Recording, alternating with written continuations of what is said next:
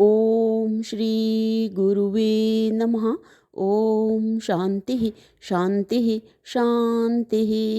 ओम। प्रणाम भगवान स्वामी अखंडानंद सरस्वती जी महाराज जी द्वारा विरचित साधना और ब्रह्मानुभूति से हमारा टॉपिक चल रहा है भगवान साधना की एक झांकी को आगे कंटिन्यू करते हुए।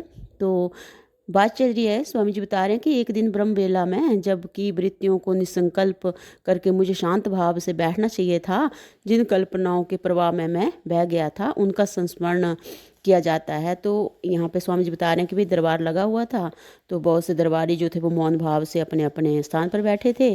सबसे ऊंचे स्थान पर जो है अपनी पत्नी के साथ, बुद्धि देवी के साथ अहंकार, महाराज अहंकार विराजमान थे। तो अहंकार ने जो है वो मन को बुलाया और कहा कि ये जो जितने भी सदस्य बैठे हुए हैं उनमें से जो है वो 10 इंद्रियां, 5 प्राण, पंचभूत और जो मन उपस्थित था, तो मन को बुला के कहा कि इनको सबको मेरे सामने लाओ और मैं उनका परिचय, जीविका और उनके जीवन का उद्देश्य जानना चाहता हूँ। तो मन ने जो है वो उनकी आज्ञा को, अहंकार की आज्ञा को जो हाथ जोड़कर शिरोधार्य किया और एक एक करके सबको बुलाया। पहले पंचभूत को बुलाया, उसके बाद फिर 5 प्राण को बुलाया, फिर 10 इंद्रियों को बुलाया।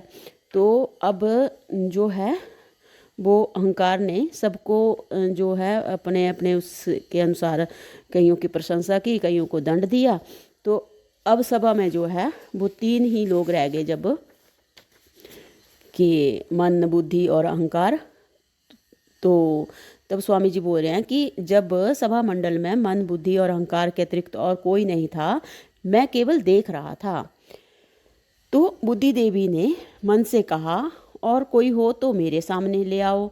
मन बोला कि जब इंद्रियां स्फूर्ति शून्य हो चुकी हैं तब मैं और किसी का ज्ञान कैसे प्राप्त करूं और किसे लाऊं? तो मैं तो स्वरूप शून्य हो रहा हूं। तो बुद्धि ने मुस्कुराते हुए कहा, तुम हो ही क्या? तो मन बोलता है कि मैं वासनाओं का पुंज हूँ, मेरे अंदर भूत, भविष्य और वर्तमान की कोटि कोटि वासनाएं संचित हैं। बुद्धि कहती है कि परंतु अब तो वे नष्ट हो जाएंगी, क्योंकि उन्हें पूर्ण करने वाली इंद्रियां जब हिल डोल नहीं सकती।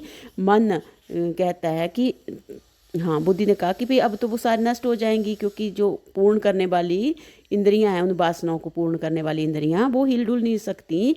तो फिर मन कहता है कि मैं उनके जीवित होने तक प्रतीक्षा करूंगा। अवश्य ही इस समय मैं शून्य हो रहा हूँ, परंतु नहीं नहीं, मैं मरना नहीं चाहता, मुझे बचाओ, मेरी रक्षा करो। तो बुद्धि कहती है कि अब तुम्हारी रक्षा असंभव है। तुमने अपने को और सारे संसार को क्षुब्ध कर रखा, क्षुब्ध कर दिया। जिसके हो उसको नहीं जाना, यंत्र होने पर भी यंत्रता का अनुभव नहीं किया। जीवन और मृत्यु की समता में तुमने ही वैषम्य का आरोप किया और उसे दृढ़ किया, अमृत को विष बना दिया। तुम्हारे अपराध का यही समुचित दंड है कि तुम नष्ट हो जाओ। हाँ, तुम नष्ट हो जाओ। देखते ही देखते मन के शरीर की छाया भी नहीं रही, वहाँ केवल बुद्धि और अहंकार 2 ही व्यक्ति रहे। तो मैं केवल देख रहा था। बुद्धि ने अहंकार से कहा, अब हम और तुम 2 ही हैं। मेरा जीवन तुम्हारे आश्रय से ही है। तुम ना रहो तो मैं रह नहीं सकती। अब तक यथाशक्ति तुम्हारी सेवा करती हूँ, परंतु तुमने मुझे अपना रहस्य नहीं बताया।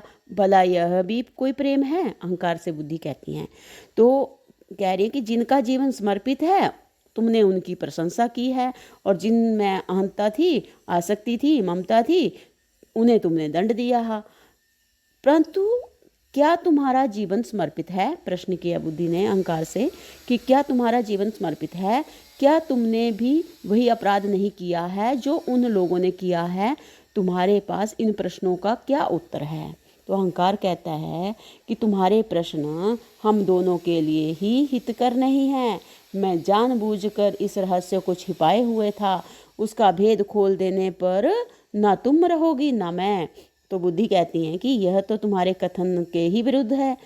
अभी तुम हित अहित और जीवन मृत्यु में समत्व का पाठ पढ़ा रहे थे। हम दोनों का नाश हो जाए यह स्वीकार है, परंतु हम सत्य के ज्ञान से वंचित रहें यह स्वीकार नहीं। तो अहंकार कहता है कि इस प्रकार आत्मनाश क्यों किया जाए? बुद्धि, जहाँ आत्मा का ज्ञान नहीं वहाँ आत्मनाश कैसा? अहंकार कहता है बुद्धि से कि इस प्रकार आत्मनाश क्यों किया जाए? तो बुद्धि कहते हैं कि जहाँ आत्मा का ज्ञान ही नहीं वहाँ आत्मनाश कैसा? क्यों का प्रश्न तो वह करता है जो आत्मा को जानता हो। मेरा प्रश्न क्यों नहीं क्या है? अहंकार बोलता है अच्छा तो लो जानो, यह सब मेरा एक खिलवाड़ था। इंद्रियों के साथ रमना, तुम्हारे साथ सोचना, फूल कर बैठे रहना और सो जाना, यह सब मेरी एक लीला थी, केवल दिखावा भर था। मैंने सब कुछ किया पर मैं कुछ नहीं था। मैं एक पोल हूँ, मैं एक प्रतीति हूँ। व्यवहार में व्यवहारी बनकर रहा, साधकों में साधन के रूप में प्रतिष्ठित हुआ, परमार्थियों में परमार्थी हो गया। किसी ने पूजा की और किसी ने तिरस्कार, परंतु ना मैं व्यवहारिक हूँ ना प्रतिभासिक, और परमार्थिक की तो बात ही क्या है। मैं हूँ नहीं और तुम देखो मैं नहीं हूँ।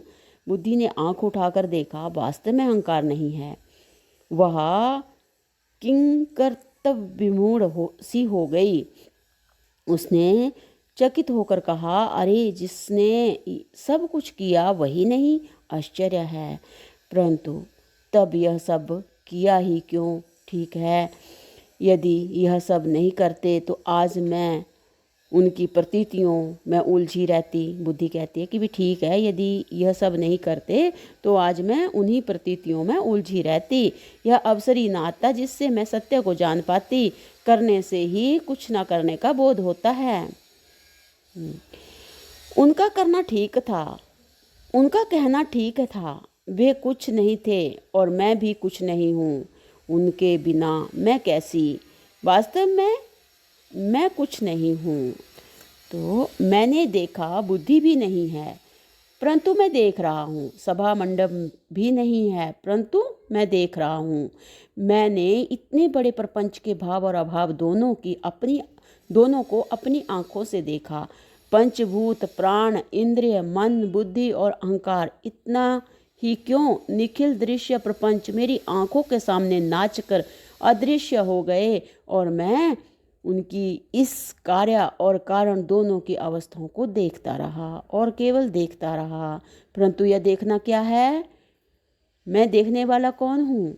यदि ये सब होते तो इनका अभाव न होता, परंतु ये जब नहीं रहे तो इनका अस्तित्व भी संदिग्ध है। संदिग्ध ही क्यों? है ही नहीं। तब किसे कौन देख रहा था? मैं ही मैं को देख रहा था। भला कर्ता कर्म कैसे हो सकता है? कर्ता कर्म नहीं हुआ था, साक्षी साक्ष्य नहीं हुआ।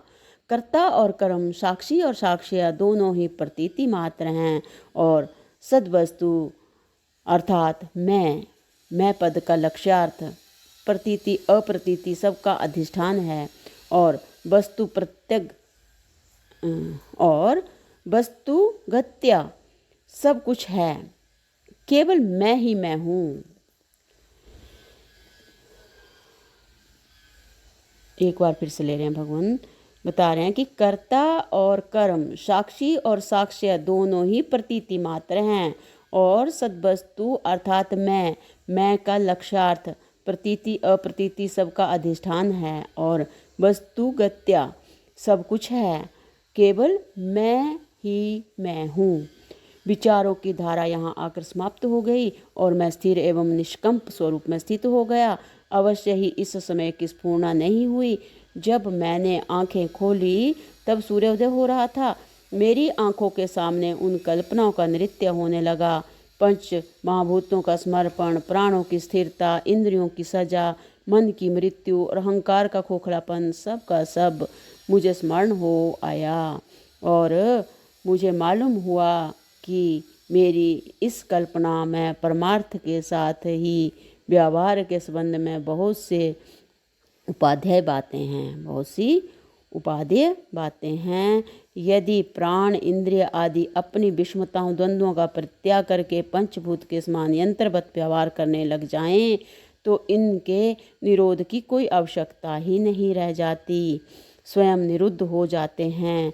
यदि ये समर्पित भाव से काम नहीं करते तो इनके निरोध की आवश्यकता है, और वही आवश्यकता इस कल्पना में अभिव्यक्त हुई है। यदि समर्पित भाव से काम नहीं करते तो इनके निरोध की आवश्यकता है, और वही आवश्यकता इस कल्पना में अभिव्यक्त हुई है, और उसका फल भी प्रत्यक्ष है।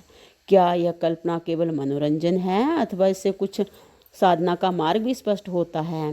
तो भगवान यहाँ पर जो है वो हमारा ये टॉपिक साधना की एक झांकी जो वो विराम लेता है। अब अगला जो हमारा टॉपिक चलेगा उद्दालक की साधना और समाधि, इसको हम अगले सत्संग से कंटिन्यू करते हैं। प्रणाम भगवान। ओम शांति ही शांति ही शांति। ओम।